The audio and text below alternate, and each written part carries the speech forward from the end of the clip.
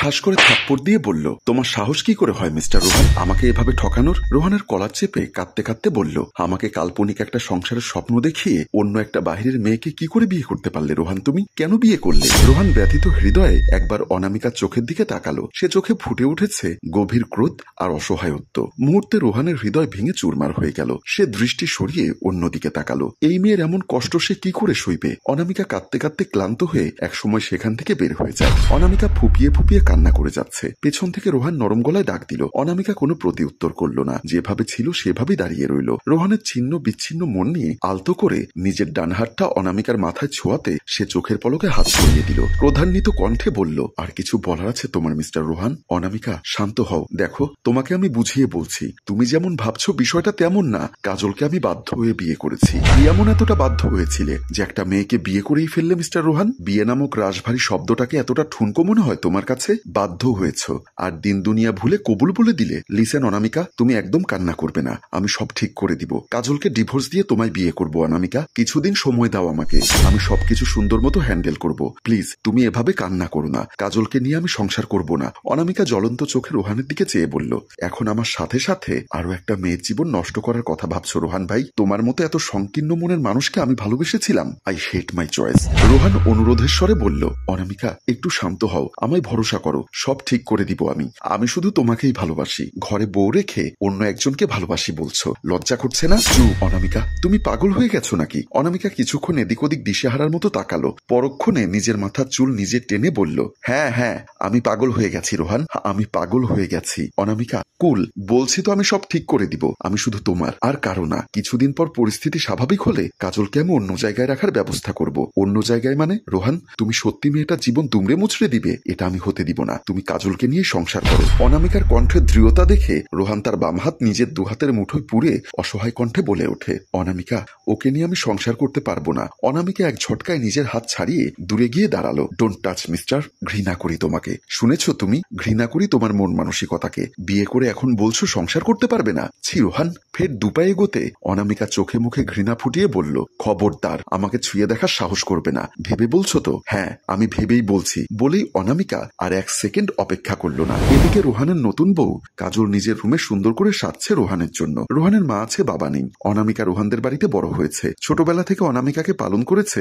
কাজলের শাশুড়ি। কাজল অনামিকা আর রোহানের সম্পর্কে কিছুই জানে না। মেয়েটিকে রোহান নিজের ইচ্ছেতে হুট করেই বিয়ে করে নিয়ে আসে। সে বেশ হাসি মুখ। সোফায় বসা রোহানের মা বুবলি বেগম, বড় আম্মু আপনার চা। সাবধান অনামিকা চায়ের কাপটা এগিয়ে দিলেন। বড় আম্মু একটু নড়ে চড়ে অনামিকার দিকে এক পলক তাকালেন। পরক্ষণে গম্ভীর কণ্ঠে বললেন, অনামিকা মা, বসতো আমার পাশে। অনামিকা পাশে বসে। মহিলাটির সাথে তার রক্তের সম্পর্ক নেই, অথচ কি অদ্ভুত কায়দায় নিয়তি মানুষটার সাথে পরিচয় ঘটিয়ে দিয়েছে। ছোটবেলায় রাস্তায় হারিয়ে যাওয়া মেয়েটিকে লালন পালন করে বড় করলেন এ বাড়িতে। চায়ের কাপটা আবারও সামনে বাড়িয়ে দিয়ে অনামিকা বলল, বড় আম্মু দেখুন তো চিনি ঠিক হয়েছে কিনা। আজ 1 চামচের একটু কম দিয়েছি। আপনার ডায়াবেটিক্স হুড়মুড় করে বেড়ে যাচ্ছে। বুবলি বেগম পরম আয়েসে চায়ের কাপে চুমুক দিল।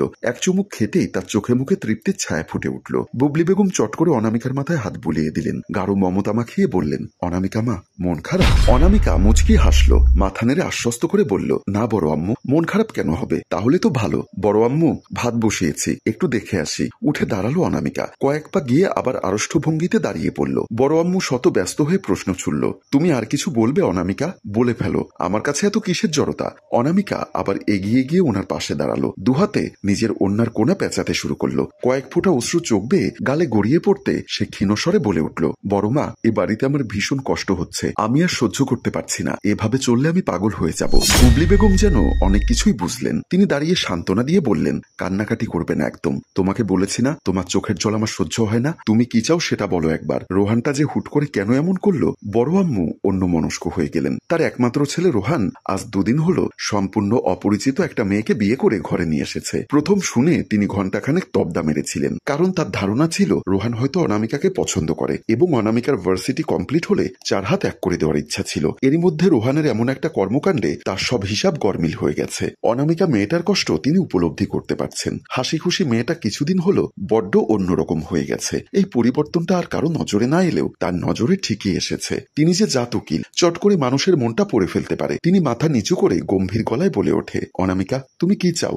বড় আম্মু, আমি এই বাসায় এক মুহূর্ত থাকতে চাই না, আমায় বিয়ে দিয়ে ফেলুন। অনামিকা নিজের সাথে যুদ্ধ করে অবশেষে বলতে সক্ষম হলো।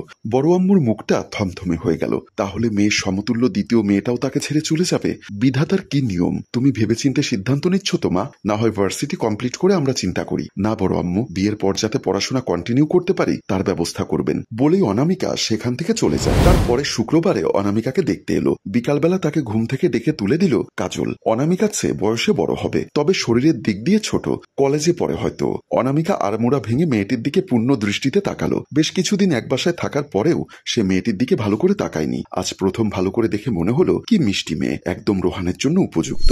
মেয়েটা তার নামের মতোই নরম। অনামিকার একবারের জন্য ইচ্ছা জাগলো মেয়েটার গাল দুটো টেনে দিতে। সে নিজেকে সামলে ওয়াশরুমের দিকে চলে গেল। মাথায় ওড়না পেঁচিয়ে অনামিকা ড্রয়িং রুমে আসে। বুকের ভেতর কান্নাগুলো যেন দলা পাকিয়ে যাচ্ছে। বুক চিরে চিৎকার বেরিয়ে আসতে চাইছে। সে কি হাউমাউ করে কান্না করে দিবে? কাউকে বলবে তার মন ভাঙার গল্প? কাকে বলবে? দাঁতে দাঁত চেপে সে নিজেকে শান্ত করলো। চোখের দৃষ্টি ফ্লোরে নিবন্ধ করে কাজলের হাত ধরে পাত্রপক্ষের সামনে বসালো।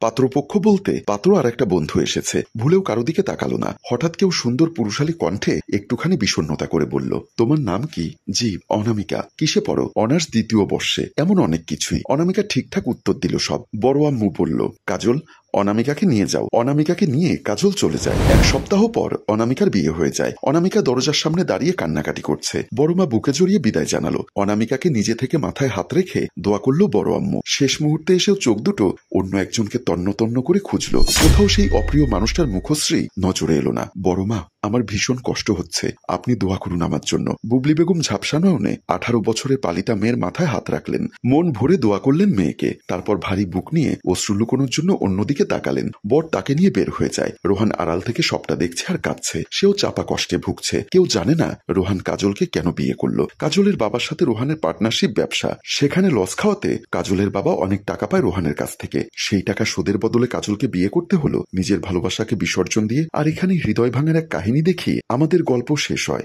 সম্মানিত ভিউয়ার্স, কিছু পরিস্থিতি মানুষকে অনেক পাল্টে দেয়। ইচ্ছা না থাকা সত্ত্বেও অনেক মানুষ প্রিয় মানুষকে কাছে পায় না। নিয়তি তাদের জোর করে আলাদা করে দেয়। এমনটা কারোর সাথে না হোক। গল্পটির ভাবনা ও পরিচালনায় হাশেম রাজু, চিত্রগ্রহণ শিহাব ও শাকিল, প্রযোজনায় মঞ্জুর মোর্শেদ, মিউজিক প্লাস। গল্পটি ভালো লাগলে লাইক, কমেন্ট ও শেয়ার করে দিন। ধন্যবাদ।